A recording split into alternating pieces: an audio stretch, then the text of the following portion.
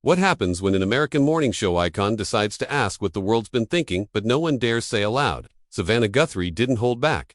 And Prince Harry, well, let's just say, no amount of royal titles could save him. From this, before we dive in, make sure to hit that subscribe button and tap the bell icon, because we break down the moments that others are too afraid to touch every single week. There is something about British royalty that America just cannot shake, even across the ocean. Behind our own political chaos and celebrity drama, the lives of royals still make headlines here every single week. Maybe it is the fairy tale factor, or maybe it is the scandal. But ever since Princess Diana, the American public has felt strangely connected to the House of Windsor. And at the center of that obsession now, Prince Harry. He was once seen as the fun-loving spare, the rebel royal, dubbed one with charm and heart. But in recent years, the tone has shifted, especially after his marriage to Meghan Markle and the couple's very public exit from royal duties. What started as sympathy turned into skepticism. People began asking, are they speaking their truth or chasing the spotlight? Then came the Netflix docuseries. 6 full episodes pulling back the curtain on palace life, media attacks, and private pain. But for many viewers, the show felt more like a glossy PR campaign than a raw confessional. Critics called it one-sided. Some accused the couple of cashing in on their grievances. American viewers, once firmly in their corner, began to pull back. Not everyone, of course, but enough to shift the tone of national conversation. That is where Savannah Guthrie enters the picture. She is not someone known for confrontations. In fact, she is one of the most respected and even-tempered journalists on morning television, always composed, always professional. Which is exactly why what happened on the Today Show caught so many people off guard. Prince Harry sat down for what was expected to be a polished interview, a quick book promo, a couple of light questions, some royal anecdotes, but Savannah had other plans. And it was not just what she said, it was how she said it. Direct, no fluff. The tension built quickly, and by the time the segment aired, clips of it were already going viral. Some viewers called it a masterclass in journalism. Others said it was a long time coming. What caused the shift? Why did Savannah take that tone? And how did Prince Harry react when the questions stopped being soft? We are breaking it all down.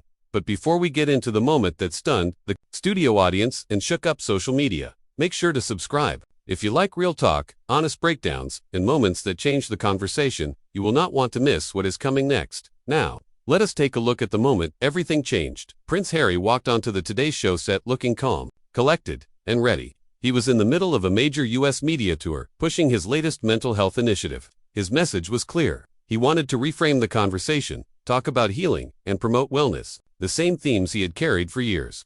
But this time, something was different. The energy in the room had shifted. The smiles were polite, but the audience, you could sense it. People were tired, not of him as a person, but of the ongoing story. For years now, Harry and Meghan had dominated headlines. From Oprah to Netflix to book deals, the couple's message had always circled back to pain, trauma, and a sense of being wronged. Some found it powerful. Others felt exhausted. The royal victim narrative, as it had come to be known, was wearing thin with some Americans. They had listened, sympathized, but now they wanted something else, something new. Savannah Guthrie, always known for being warm and respectful, welcomed Harry with grace. Her opening remarks were smooth. She thanked him for being there. She praised his efforts. She made him feel safe. But then, without missing a beat, she leaned forward slightly. Her tone stayed steady, but her question cut straight through the pleasantries. She asked, "Why should Americans still care about your story?" That was the moment. The tension in the room went from quiet to sharp. Harry blinked. He smiled, but it was one of those tight, practiced smiles. You could tell he was not expecting that. Not here, not from her. It was a fair question, but it hit hard, and it echoed something that many people had been thinking. What more is there to say? What more do they want from the public? The silence that followed her question felt heavy. The audience was not quite sure how to react, and for a second, it seemed like even Harry was not sure either. He shifted in his seat, cleared his throat, then began to answer. But the tone of the interview had already changed. This was not going to be another soft, polished PR appearance. Savannah had set a different tone, one that was firm, curious, and a little bit unfiltered.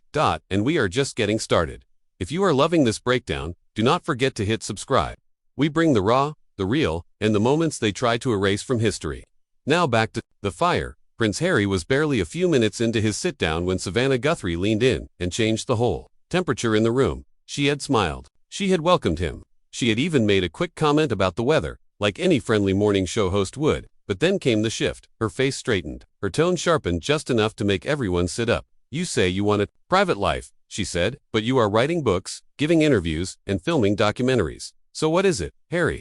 That sentence hit the air like a thunderclap. The room fell quiet. Viewers at home paused mid-sip. The producers behind the camera held their breath. Harry blinked. He gave that familiar awkward chuckle, the one he uses when he knows a question has teeth. Then he started with what felt like a well-prepared answer. He talked about controlling the narrative, about reclaiming his story, and about how speaking up was part of his healing.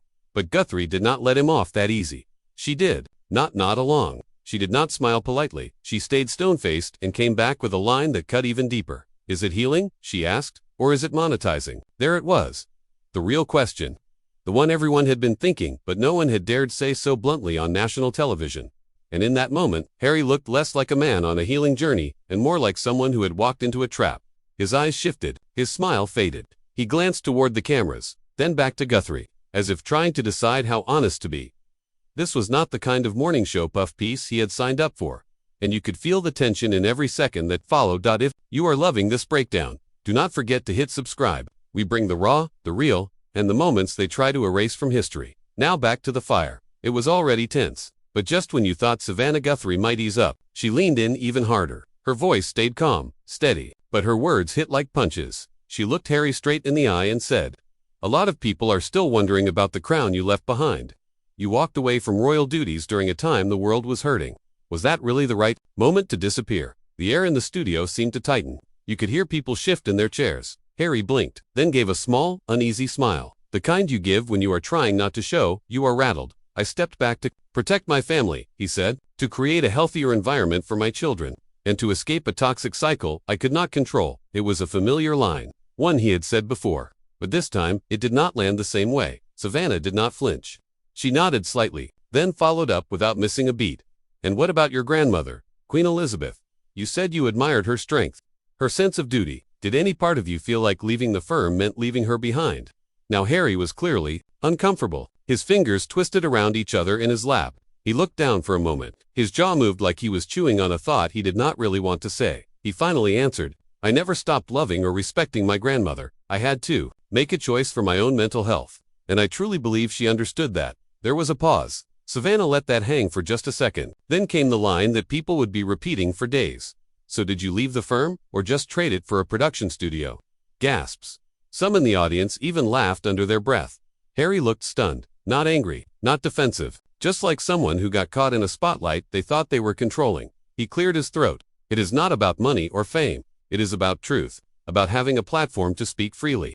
But Guthrie's eyes said what the rest of us were thinking. "You are free to speak, but are you really free from the machine?" And in that moment, the fairy tale of royal escape met the reality of media deals, Netflix contracts, and tell-all books. There was no yelling, no name-calling, just sharp, simple questions, and a man who did not have easy answers.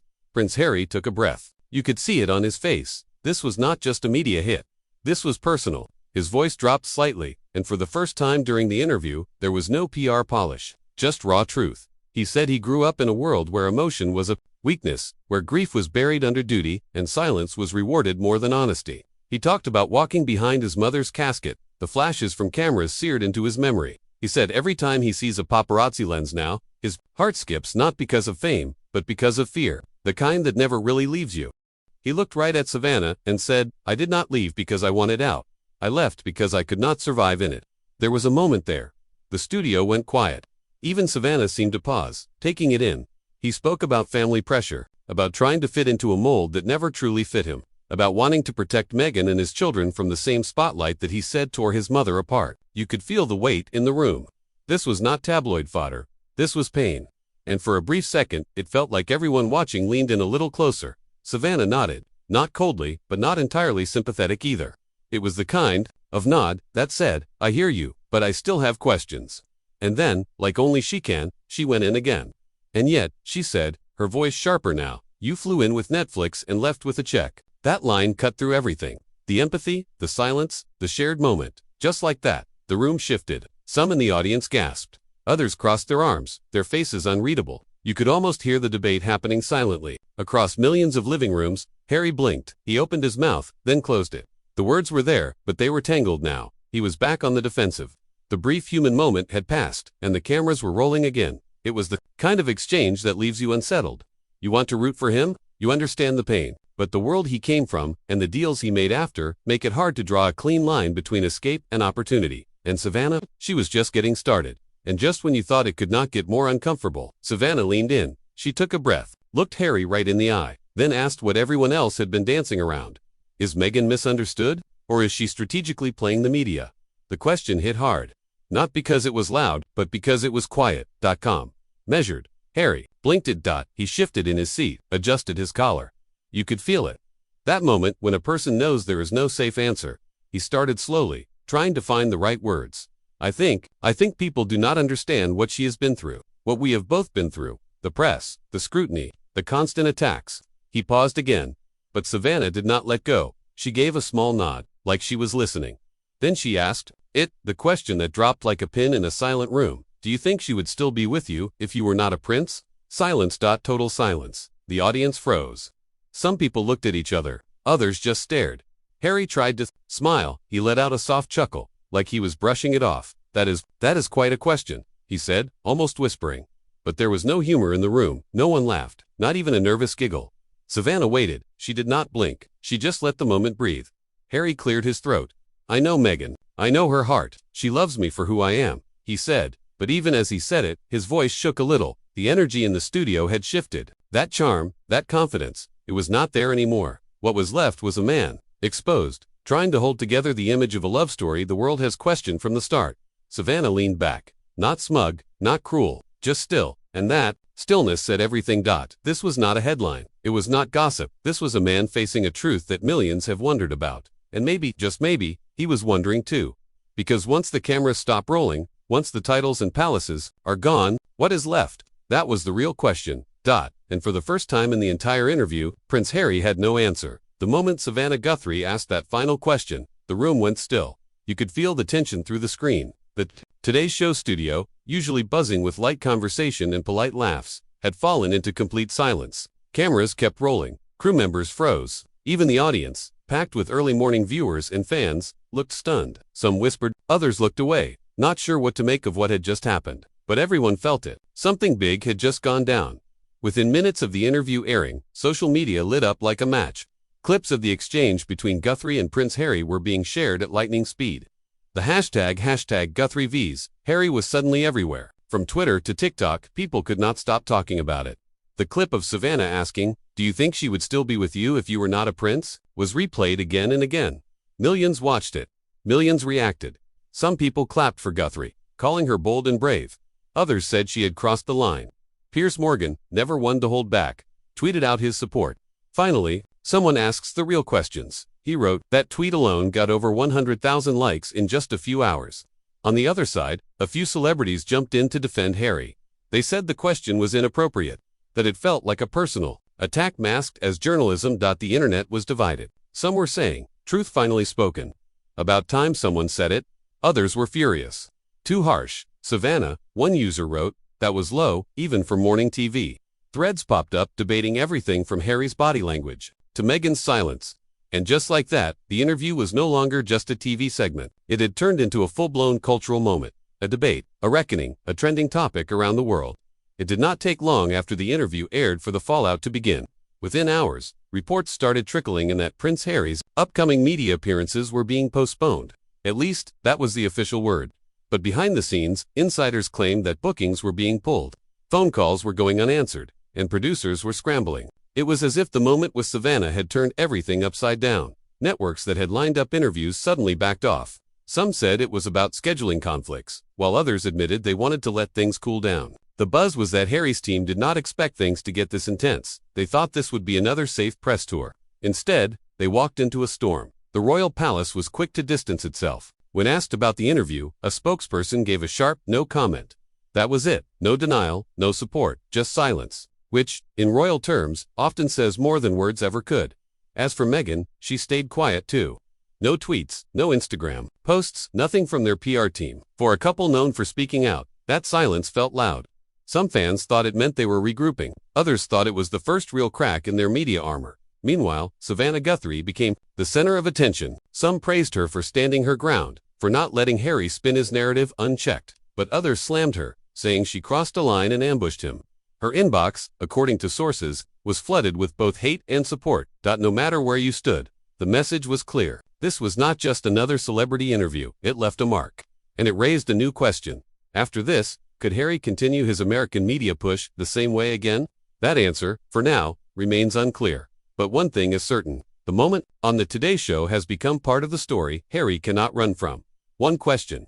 Did Savannah Guthrie say what we were all thinking? Or did she cross a line? Some saw it as courage. Others called it disrespect. Either way, it sparked a moment we will not forget. A moment that peeled back the layers of royal PR and reminded everyone that even princes do not get a free pass. So, what do you think? Was Savannah out of line? Or was she just being honest? Let us know in the comments below. And, if you want more behind-the-scenes drama, truth bombs, and iconic moments from the biggest names in the world, then go ahead and tap that subscribe button. We have more coming your way, and you do not want to miss it. See you in the next one.